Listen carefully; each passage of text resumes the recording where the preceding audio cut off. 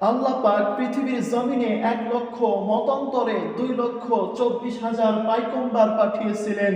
আর এই সমস্ত পায়গম্বরদেরকে মাত্র একটা কাজ দিয়েছিলেন।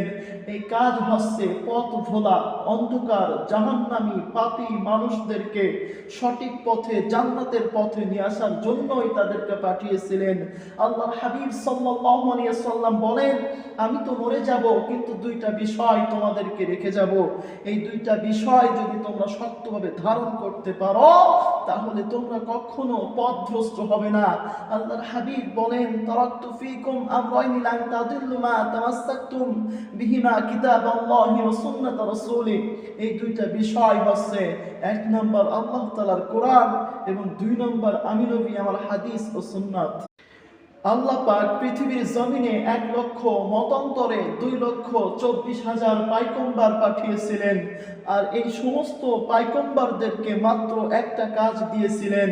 এই কাজ হচ্ছে পথ ভোলা অন্ধকার জাহান্নামী পাপী মানুষদেরকে সঠিক পথে জান্নাতের পথে নিয়ে আসার জন্যই তাদেরকে পাঠিয়েছিলেন।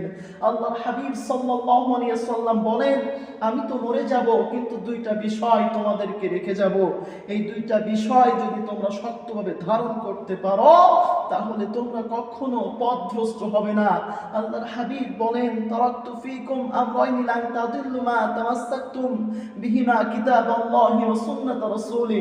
এই দুইটা বিষয় হচ্ছে, এক নম্বর আল্লাহ তাআলার কোরআন এবং দুই নম্বর আমি নবী আমার হাদিস ও সুন্নাত।